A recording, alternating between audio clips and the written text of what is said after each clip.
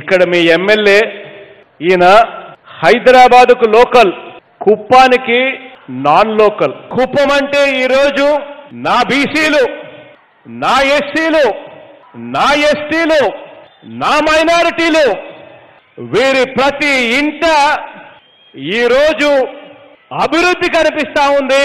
కాబట్టి దీనిలో local non local ఏంటి? చంద్రబాబు నాయుడు గారు ఈ రాష్ట్రానికి నాయకుడు, ఆయన ఎక్కడైనా పోటీ చేయొచ్చు. దానిలో లోకల్ నాన్ లోకల్ అనే ప్రస్తావన ఎందుకు వస్తుంది?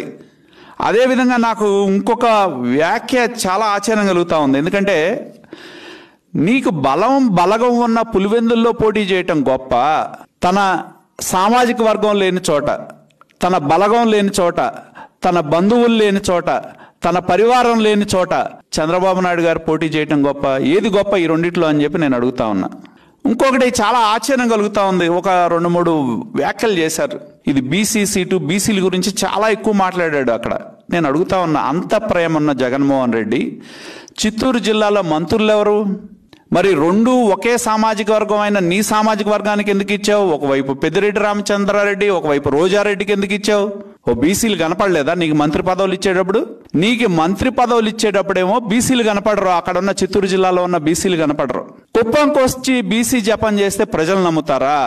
నీకున్న 2 మంత్రి పదవులు నీ సామాజిక వర్గానికి సంబంధించిన వ్యక్తులు ఎందుకు ఇచ్చావు? ఒకటి బీసీకి ఇవ్వచ్చుగా. నిజంగానే నీకు బీసీల మీద జగన్మోహన్ రెడ్డి గారికి అపరిమితమైన ప్రేమ ఉండి, చిత్తూరు జిల్లాలో ఉన్న బీసీల మీద అపరిమితమైన ప్రేమ ఉంటే ఆ రెండిట్లో ఒకటి బీసీలకి ఎందుకు ఇవ్వలేదు? 2 ఒకే సామాజిక వర్గానికి చెందిన పెద్దిరెడ్డి రామచంద్రారెడ్డికి అలాగే రోజారెడ్డి గారికి ఎందుకు ఇచ్చినట్టు నువ్వు? బీసీల పట్ల జగన్మోహన్ రెడ్డికి ఉంది కపట ప్రేమ అనేది వాళ్ళకు కూడా తెలుసు.